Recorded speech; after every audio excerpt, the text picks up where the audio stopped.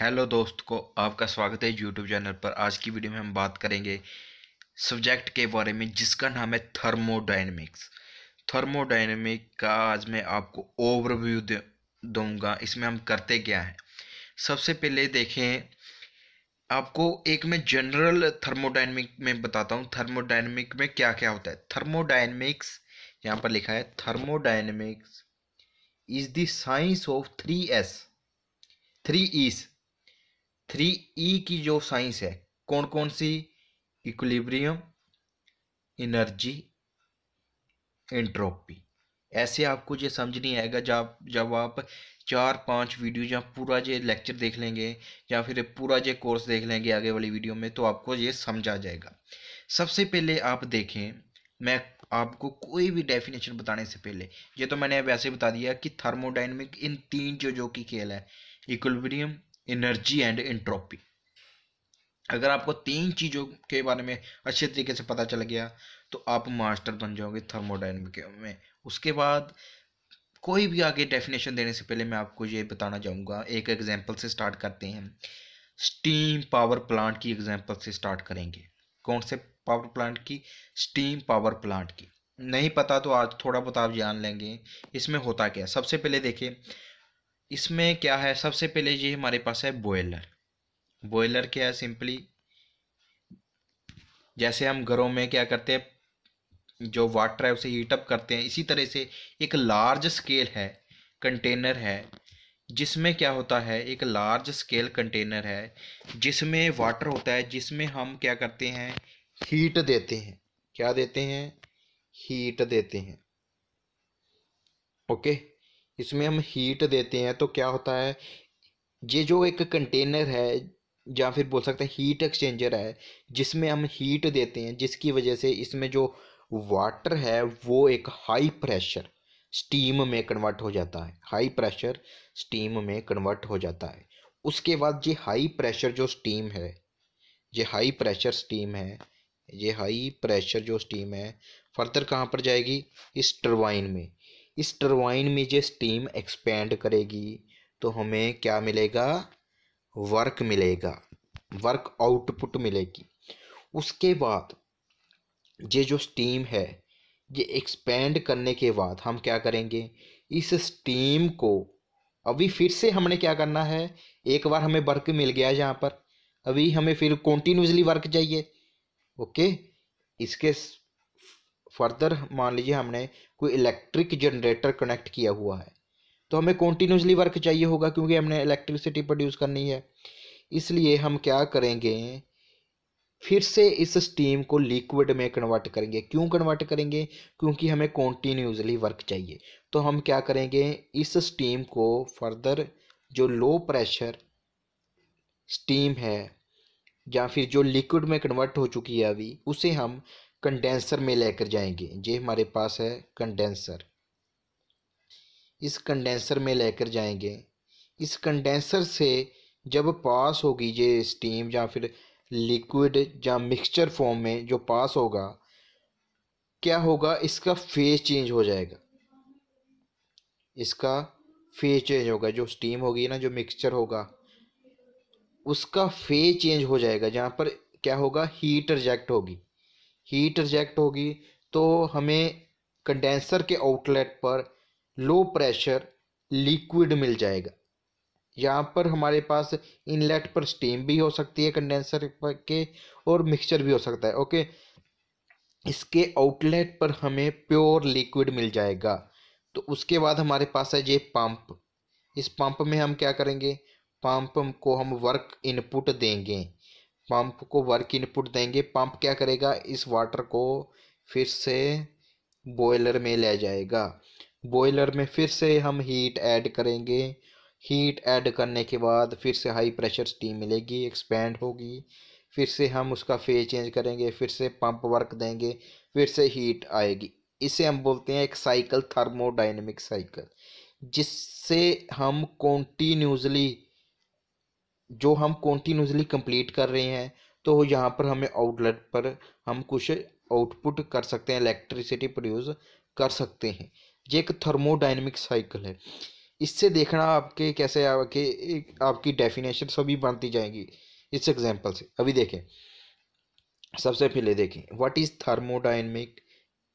What is thermodynamic, यहाँ पर देखें हाइलाइटर यहाँ से चूज कर लेते हैं, हाइलाइटर चूज कर लेते हैं। व्हाट इज थर्मोडायनेमिक, थर्मोडायनेमिक्स है क्या? Thermodynamics is the study of energy interactions. Energy interaction का क्या मतलब है? Work and heat, energy work की फॉर्म में भी इंटरेक्शन हो सकती है और हीट की फॉर्म में भी इंटरेक्शन हो सकती है। Okay, and the properties changes imparted by those reaction. अभी आपको समझ आ जाएगा बॉयलर में कौन सी इंटरेक्शन हो रही है, हीट इंटरेक्शन, क्योंकि बॉयलर में हम हीट ऐड कर रहे हैं। टरबाइन में कौन सी इंटरेक्शन हो रही है, वर्क इंटरेक्शन, हमें आउटपुट में वर्क मिल रहा है। कंडेंसर में कौन सी इंटरेक्शन हो रही है, हीट इंटरेक्शन, हम हीट को रिजेक्ट कर रहे हैं।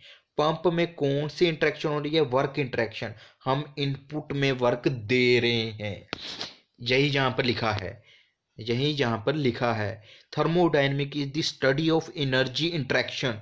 इनकी स्टडी करना, हीट ट्रांसफर कैसे होगी, कैसे होगी ये थर्मोडायनेमिक नहीं है, कैसे होगी ये थर्मोडायनेमिक नहीं है, कैसे कराएंगे हीट ट्रांसफर वो आएगा हीट ट्रांसफर सब्जेक्ट में। कैसे कराएंगे, कितनी हीट ट्रांसफर हो रही है, कितना वर्क मिल रहा है, कितनी हीट रिजेक्ट हो रही है, कितना वर्क दे रहे हैं, वो है थर्मोडायनेमिक। कैसे हीट ट्रांसफर होगी, फिन लगाएंगे, जहां सरफेस एरिया इंक्रीज करेंगे, वो आ जाएगा इसका further part heat transfer subject. कितनी हो रही है, कितना वर्क मिल रहा है, कितनी हीट रिजेक्ट हो रही है, कितना वर्क दे रही है, वो है थर्मोडायनेमिक। ये तो होगी इंटरेक्शन के बारे में बात। उसके बाद देखें, इन इंटरेक्शन की वजह से प्रॉपर्टीज चेंज होगी, उन उनके इफेक्ट को देखना। अभी हीट ट्रांसफर हो रही है बॉयलर में, जो उसमें वाटर है उसकी प्रॉपर्टी चेंज होगी, प्रॉपर्टी चेंज होगी, उन प्रॉपर्टीज को स्टडी करना। उन प्रॉपर्टी चेंज की वजह से हमें पता चल जाएगा कितनी हीट ट्रांसफर हुई है। ओके, और टरबाइन में जब स्टीम एक्सपैंड होगी वो लिक्विड में कन्वर्ट होना स्टार्ट हो जाएगी, यानी कि उसकी प्रॉपर्टी चेंज हो रही है, प्रॉपर्टी चेंज हो रही है, ड्राइनेस फ्रैक्शन चेंज हो रही है, यानी कि इन प्रॉपर्टीज को स्टडी करना। पहले तो हो रही है पहले तो हो रही है इंटरेक्शन, हीट वर्क। इन हीट वर्क इंटरेक्शन की वजह से फर्दर प्रॉपर्टी चेंज होगी, उन प्रॉपर्टीज को स्टडी करना, ये है थर्मोडायनेमिक का खेल। बस यही यहाँ पर डेफिनेशन में लिखा है, थर्मोडायनेमिक बस यही है, हीट एंड वर्क इंटरेक्शन, और उन इंटरेक्शन की वजह से क्या क्या चेंजेस आ रहे हैं। थर्मोडायनेमिक में 3 बातें आपने याद रखना है। वर्किंग फ्लूइड कौन सा है, जैसे इसमें कौन सा वर्किंग फ्लूइड है, जो मैंने आपको एग्जांपल दी, वाटर। अगर हम कुछ गैस टरबाइन की बात करते उसमें गैस हो सकता था वर्किंग फ्लूइड। उसके बाद है लॉ ऑफ थर्मोडायनेमिक, लॉ कौन सा, फर्स्ट लॉ है, सेकंड लॉ है, कौन सा हम थर्मोडायनेमिक का लॉ यूज करेंगे, आगे हम बात करेंगे। प्रोसेस कंस्ट्रेंट कौन सी हम यूज कर रहे हैं, what is the meaning of process constraint. मान लीजिए हमारे पास कंटेनर है, मान लीजिए हमारे पास क्या है, कंटेनर है, इसे हम क्या कर रहे हैं, हीट अप कर रहे हैं, यहाँ से हीटिंग कर रहे हैं, और इसमें क्या है, वाटर है, इसमें क्या है, वाटर है। अभी हीट देंगे, वाटर फेज चेंज करेगा, हीट देंगे, वाटर फेज चेंज करेगा। ये फेज कैसे चेंज हो रहा है, वॉल्यूम कंटेनर का फिक्स है, ये एक कांस्टेंट वॉल्यूम प्रोसेस है।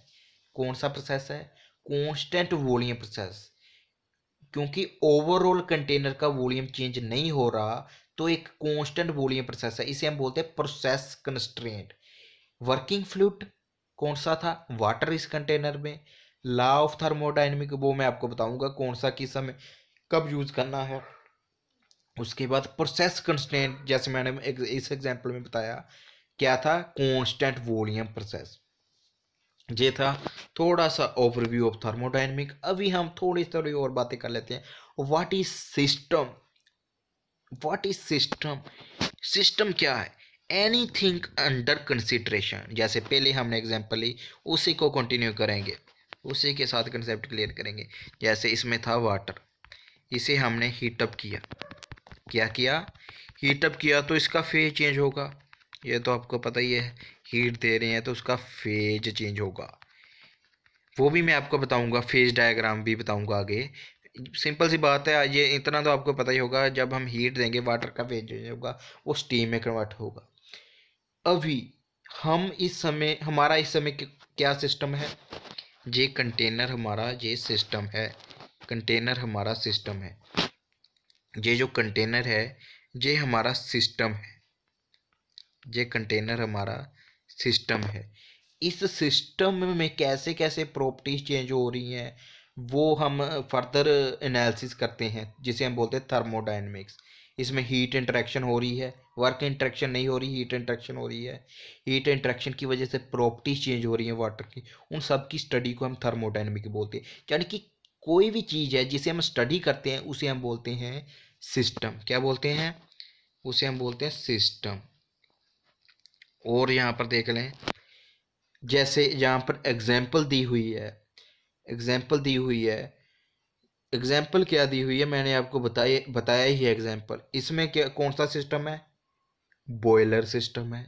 इसमें कौन सा सिस्टम है? जब हम बॉयलर के ऊपर कंसिडर करेंगे, बॉयलर का एनालिसिस करेंगे, उस समय बॉयलर हमारा सिस्टम हो जाएगा। जब हम टरबाइन का एनालिसिस करेंगे, टरबाइन हमारा सिस्टम बन जाएगा। जब हम कंडेंसर का एनालिसिस करेंगे तो कंडेंसर हमारा सिस्टम बन जाएगा। जब हम पंप का एनालिसिस करेंगे तो पंप हमारा सिस्टम बन जाएगा। जाने की जो भी चीज़ है अंडर द कंसिडरेशन उसे हम बोलते हैं सिस्टम। क्या बोलते हैं उसे हम? सिस्टम। उसके बाद देखें, एक जहाँ पर इंटरेस्टिंग बात है, फ्लूइड मैकेनिक्स में दो अप्रोचेस होती हैं। कौन कौन सी है पता है क्या आपको? एक होती है लैग्रेंजियन अप्रोच, एक होती है यूलरियन अप्रोच। लैग्रेंजियन अप्रोच क्या कहती है? एक बॉडी है हमारे पास, एक बॉडी है जहाँ फिर एक फिक्स मास है, उस फिक्स मास को ही हमने स्टडी करना है। जैसे जैसे समझ नहीं आया तो कोई बात नहीं। ये मान लीजिए एक बॉडी है, इसकी वेलोसिटी कितनी है, इसकी एक्सेलरेशन कितनी है, इसने कितना डिस्टेंस ट्रेवल किया है। ये है कौन सी अप्रोच? ये है कौन सी approach? Lagrangian approach according to the fluid mechanics. अगर हम एक फील्ड को स्टडी करते हैं, क्या अब मैंने बोला एक फील्ड को स्टडी करते हैं, फील्ड का क्या मतलब है? ये एक रीजन है, ये फिक्स है, जहाँ से मान लीजिए जहाँ से वाटर आ रहा है। अभी हमें वाटर से मतलब नहीं है, कोई मतलब ही नहीं है। अभी हमने देखना है कि इस पॉइंट पर, इस रीजन में, ये जो मैंने यहाँ पर ड्रा किया है, इस रीजन में प्रॉपर्टीज कैसे चेंज हो रही हैं। यानी कि एक पार्टिकल को, एक फिक्स मास को हम नहीं देखेंगे, एक स्पेस में, ये हमारी स्पेस है, इतनी स्पेस में इस वाटर का क्या इफेक्ट पड़ रहा है। हम एक फिक्स मास को नहीं देख रहे, एक फिक्स स्पेस में वाटर का क्या इफेक्ट पड़ रहा है, वो होती है यूलरियन अप्रोच, जो हम फ्लूइड मैकेनिक्स में पढ़ते हैं। मैं थोड़ा सा रिलेट करना चाहूँगा यहाँ पर। यानी कि यहाँ पर देखें, बॉयलर है, बॉयलर में हम देखते हैं कि वाटर कितनी वेलोसिटी से मूव कर रहा है, हम देखते हैं, वो तो देखेंगे। क्या हम एक वाटर पार्टिकल के ऊपर फोकस करते रहते हैं? नहीं, हम देखते हैं उस वाटर का, उस या फिर उस टीम का एक रीजन में क्या प्रॉपर्टी चेंज हो रही है, एक रीजन में क्या प्रॉपर्टी चेंज हो रही है। एक होती है लैग्रेंजियन अप्रोच, जिसमें हम फिक्स्ड मास के बारे में बात करते हैं। एक होती है यूलरियन अप्रोच, जिसमें हम फिक्स स्पेस के बारे में बात करते हैं। इतना सा मैंने आपको बताना था यहाँ पर। और उसके बाद अभी हम थर्मोडायनेमिक में जो दो सिस्टम हम एनालिसिस करते हैं, एक होता है क्लोज सिस्टम, एक होता है ओपन सिस्टम। कौन कौन सा सिस्टम? क्लोज सिस्टम, एक होता है ओपन सिस्टम। क्लोज सिस्टम का मतलब क्या है, एक मान लीजिए हमारे पास कंटेनर है, ये हमारे पास है कंटेनर, इस कंटेनर के ऊपर हमने रख दिया है पिस्टन। पिस्टन ऊपर नीचे मूव करेगा, ये क्या है पिस्टन। पिस्टन क्या करेगा, ऊपर नीचे मूव करेगा। उसके बाद देखिए इसमें कोई भी मान लीजिए वर्किंग फ्लूइड है, इसमें कोई भी वर्किंग फ्लूइड है। अभी क्या है, ये वर्किंग फ्लूइड बाहर जा सकता है, यहाँ पर ला देते हैं हम स्टॉप्स, पिस्टन इसके ऊपर नहीं मूव कर सकता। क्या वर्किंग फ्लूइड बाहर जा सकता है, नहीं है ना। एक हम कंट्रोल मास, यानी कि इतना सा मास,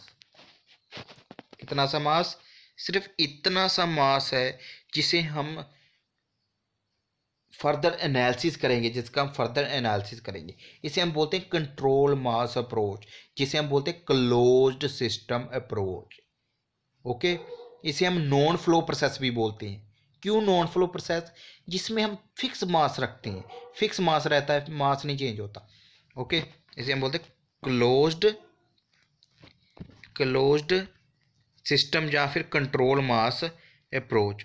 उसके बाद ये तो होगी क्लोज सिस्टम और closed system approach. Close system approach में क्या होता है, मास फिक्स रहता है। एक और बात बताना चाहता हूँ, जहाँ पर कंट्रोल मास सिस्टम में मास जो है वो फिक्स रहता है, मगर यहाँ से देखें, जहाँ पिस्टन के ऊपर आप खड़े हो जाएं, जहाँ पर मान लीजिए यहाँ पर हम हीट दे रहे हैं, हीट ऐड हो सकती है, हीट ऐड हो सकती है, जैस क्यों हीट इंटरेक्शन हो सकता है, क्लोज सिस्टम में हीट इंटरेक्शन हो सकता है। आप ऊपर बैठे हैं, आप ऊपर की तरफ ट्रैवल करेंगे, यानी कि गैस जो इसके अंदर कोई वर्किंग सब्सटेंस है वो आपके ऊपर वर्क कर रहा है, यानी कि वर्क भी मिल सकता है हमें, यानी कि इसमें हीट एंड वर्क इंटरेक्शन हो सकती है। क्लोज सिस्टम में बातें याद रखना, दो तीन आगे मैं आपको बताऊंगा अभी लिखकर। क्लोज सिस्टम में मास ट्रांसफ़र नहीं हो सकता, हीट ट्रांसफ़र हो सकती है, वर्क ट्रांसफ़र हो सकता है। उसके बाद हम ओपन सिस्टम के बारे में बात करेंगे। ओपन सिस्टम की तो मैंने आपको एग्जांपल दे ही दी है, ओपन सिस्टम की एग्जांपल मैंने आपको दे ही दी है। वो कौन सी है, ये सभी ओपन सिस्टम की एग्जांपल ही है। बॉयलर में थोड़ा सा मास ऑफ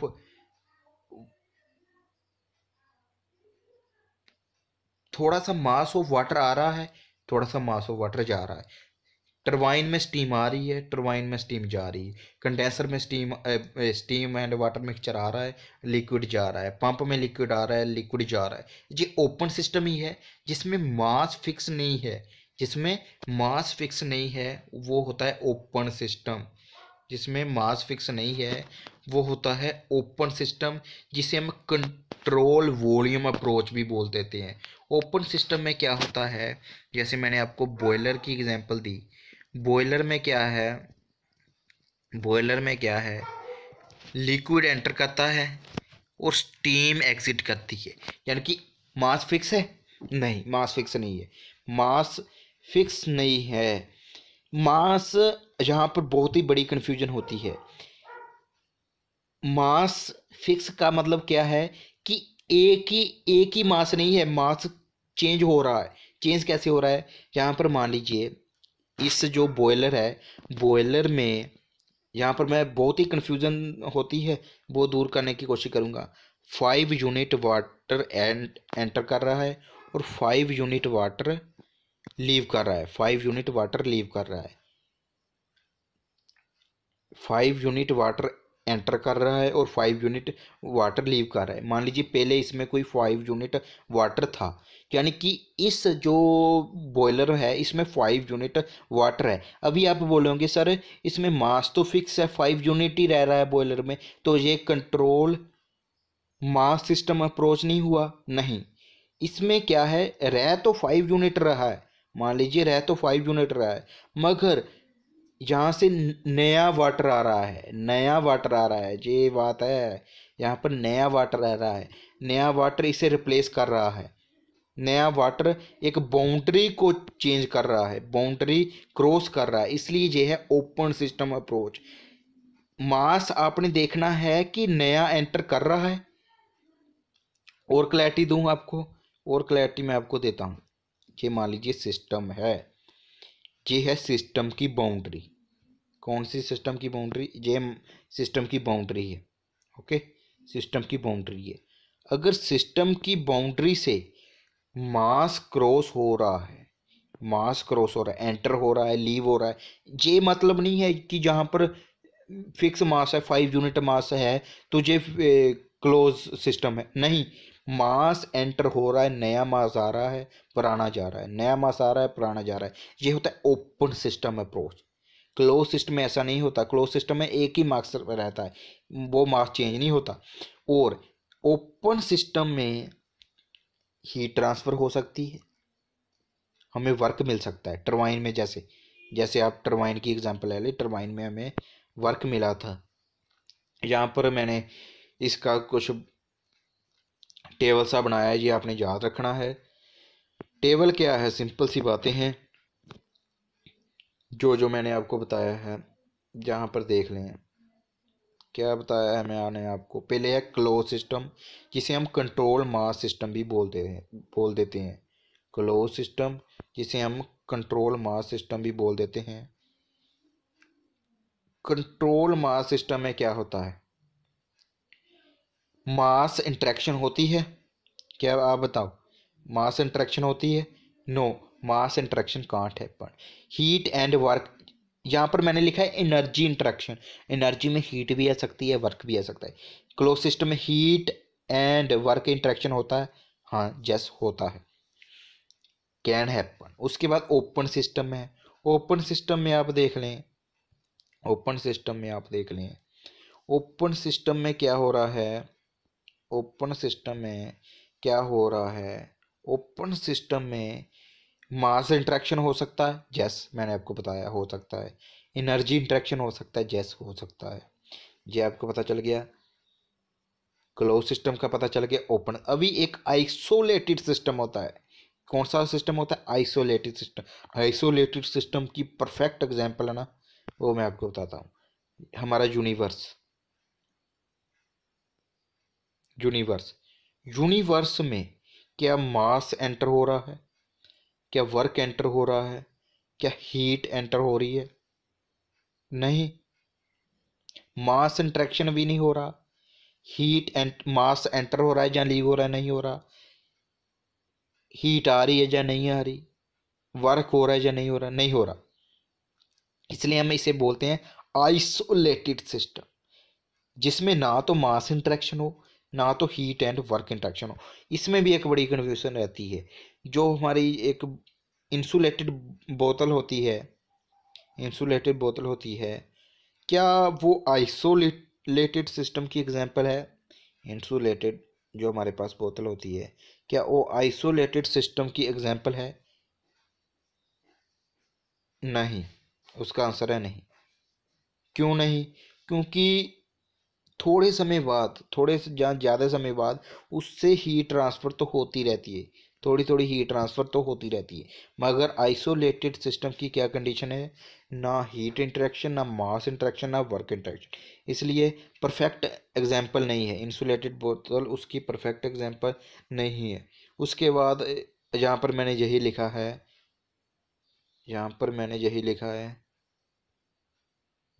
यहाँ पर देखें, इंसुल आइसोलेटेड सिस्टम में क्या है?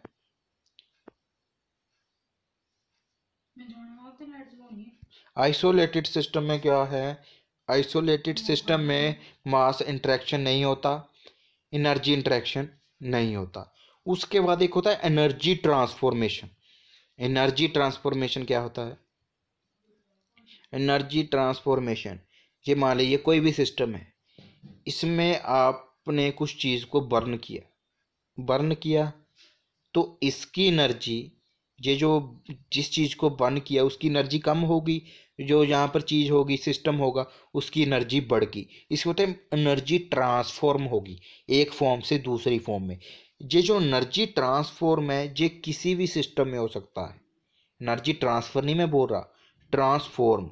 एनर्जी ट्रांसफॉर्म है वो क्लोज सिस्टम में भी हो सकता है, ओपन सिस्टम में भी हो सकता है, क्लोज सिस्टम में भी हो सकता है, ओपन सिस्टम में भी हो सकता है एनर्जी ट्रांसफॉर्म। ओके, ये बातें आपने याद रखनी है।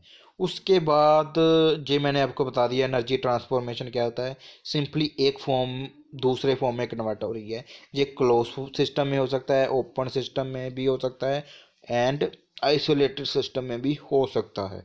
उसके बाद एनर्जी इंटरेक्शन, जिसके बारे में मैंने आपको बहुत अच्छे तरीके से क्लैरिटी दी है। What is energy interaction? Energy interaction heat की फॉर्म में भी हो सकता है, एनर्जी इंटरेक्शन हीट की फॉर्म में भी हो सकता है, एनर्जी इंटरेक्शन वर्क की फॉर्म में भी हो सकता है। उसके बाद मैं आपको बता दूं, थोड़ी सी अप्रोचेस होती हैं हमारे पास, किसी भी चीज़ को हम पढ़ते हैं ना, हमारे पास अप्रोचेस होती हैं। पहली जो हमारे पास अप्रोच है माइक्रोस्कोपिक अप्रोच। इसमें हम क्या करते हैं, माइक्रोस्कोपिक अप्रोच में हम क्या करेंगे, माइक्रोस्कोपिक अप्रोच में मान लीजिए हमारे पास कंटेनर है, इस कंटेनर में हम, इस कंटेनर में नंबर ऑफ मॉलिक्यूल्स हैं, नंबर ऑफ मॉलिक्यूल्स हैं, नंबर ऑफ एटम्स हैं। अभी हम इन सभी मॉलिक्यूल्स का, इन सभी मॉलिक्यूल्स का जो है बिहेवियर चेक करेंगे। बिहेवियर, मान लीजिए मैं बोलूँ कि आपको टेम्परेचर मेज़र करना है, क्या मेज़र करना है, आपने टेम्परेचर मेज़र करना है, टेम्परेचर मेज़र करना है, तो आप क्या करोगे, एक एक मॉलिक्यूल का टेम्परेचर मेज़र करना स्टार्ट करोगे, एक एक मॉलिक्यूल का टेम्परेचर मेज़र करना स्टार्ट करेंगे। इसे हम बोलते हैं माइक्रोस्कोपिक अप्रोच और एटॉमिक अप्रोच। क्या ऐसा पॉसिबल है?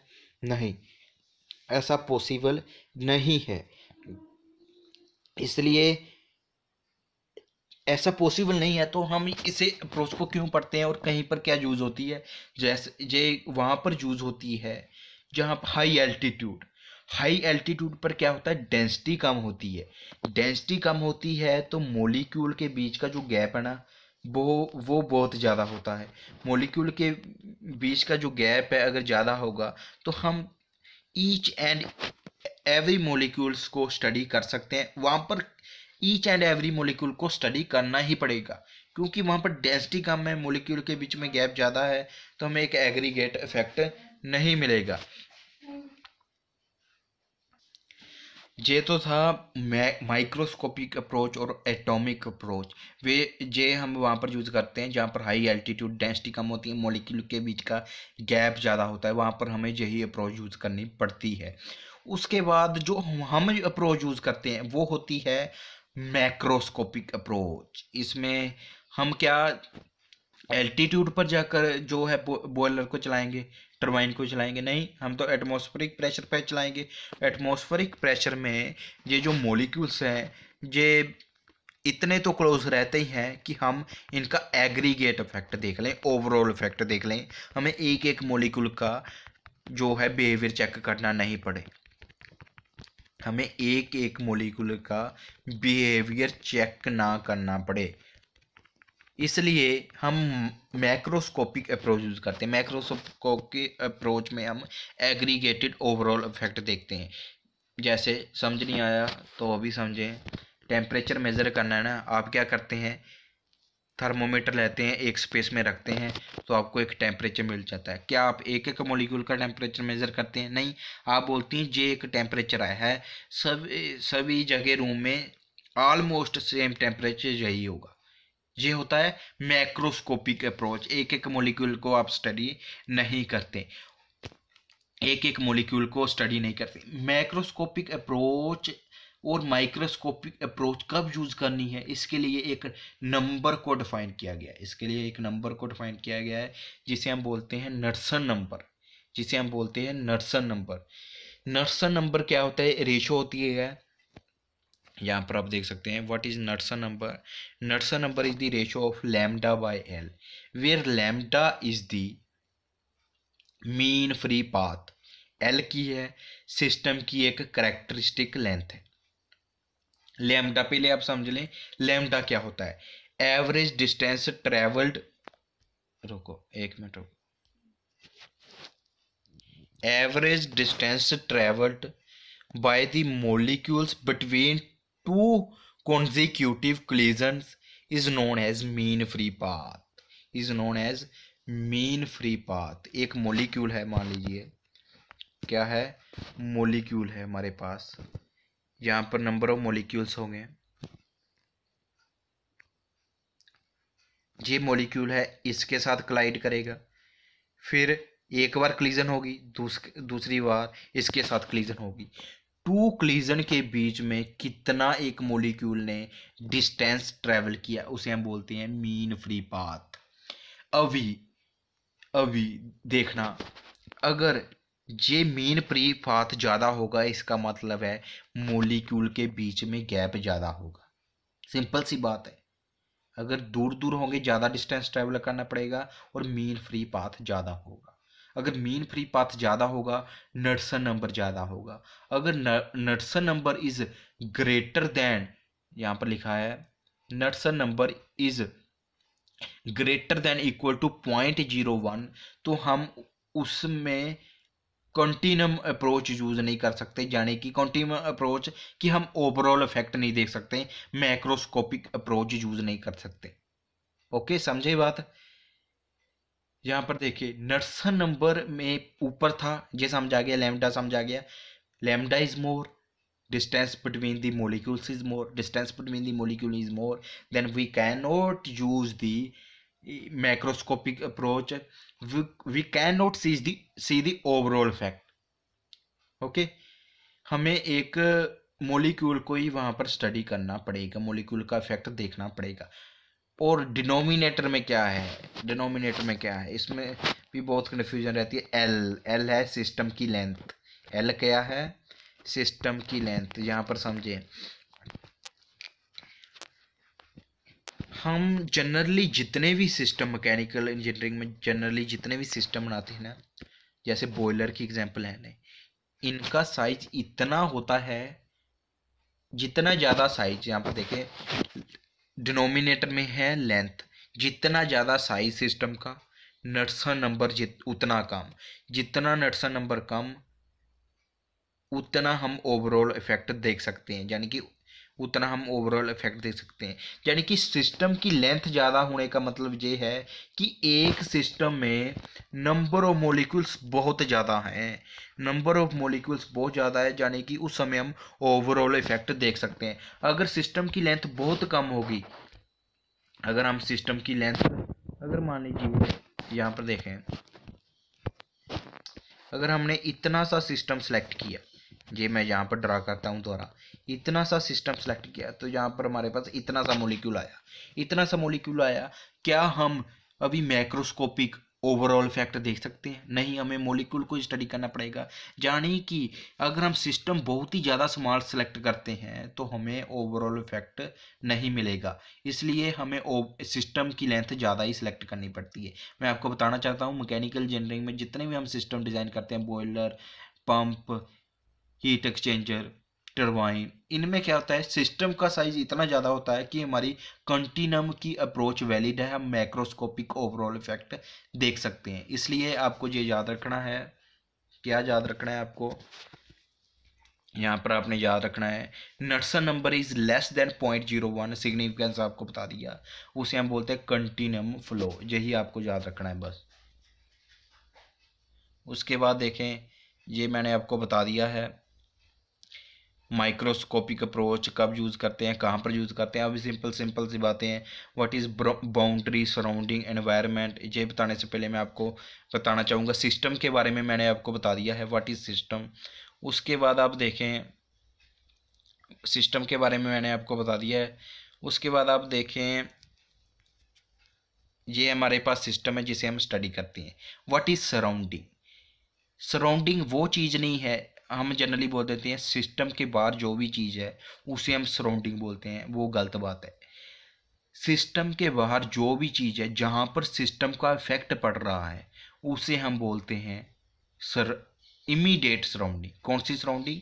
Immediate surrounding. जितनी सी स्पेस, मान लीजिए आपको ये इंडस्ट्री लगाई है, इंडस्ट्री में कुछ साउंड ज़्यादा आ रहा है, साउंड ज़्यादा आ रहा है, मान लीजिए फोर्जिंग हो रही है, साउंड ज़्यादा आ रहा है, उस साउंड का इफेक्ट थोड़े से नज़दीक से एरिया में दिखेगा, यानी कि वो आपकी होगी इमीडिएट सराउंडिंग। पूरा जो यूनिवर्स है वो सराउंडिंग नहीं है, वो जितना एरिया जहाँ पर सिस्टम का इफेक्ट दिख रहा है उसे हम बोलते हैं इमीडिएट सराउंडिंग। इमीडिएट सराउंडिंग पता चल गया। उसके बाद system plus immediate surrounding plus environment. Immediate surrounding क्या है, जहाँ पर सिस्टम का इफेक्ट पड़ रहा है। उसके बाद एनवायरनमेंट आता है टोटल। इन टोटल को हम बोलते हैं यूनिवर्स। क्या बोलते हैं, यूनिवर्स। अभी मैंने आपको थोड़ी सी एग्जांपल दी थी, ये हमारे पास कंटेनर है, कंटेनर में पिस्टन है, इसमें बाउंड्री कैसी है, ये बाउंड्री है, ये बाउंड्री है, मगर ये वाली ये जो बाउंड्री है ये फिक्स है, ये बाउंड्री मूवेबल है, ये बाउंड्री मूव कर सकती है। यानी कि बाउंड्री फिक्स भी हो सकती है, मूवेबल भी हो सकती है और फ्लेक्सिबल भी हो सकती है। क्या हो सकती है, फ्लेक्सिबल भी हो सकती है। ये तो थी फिक्स एंड मूवेबल बाउंड्री की एग्जांपल। फिक्स बाउंड्री की एक एग्जांपल है कंटेनर, ये एक फिक्स बाउंड्री है, कंटेनर एग्जांपल होगी हमारे पास। उसके बाद आप देख लें, ये जो हमारे पास टरबाइन होती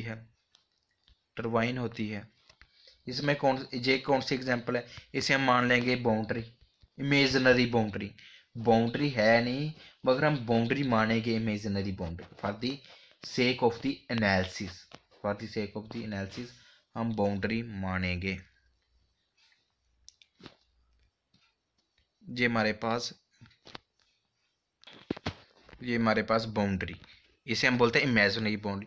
यानी कि मेन बात ये है, बाउंड्री फिक्स हो सकती है, मूवेबल हो सकती है, इमेजिनरी हो सकती है। उसके बाद बाउंड्री जो है फ्लेक्सिबल भी हो सकती है, मूवेबल बोल सकते हैं, फ्लेक्सिबल। जैसे बलून है हमारे पास एग्जांपल,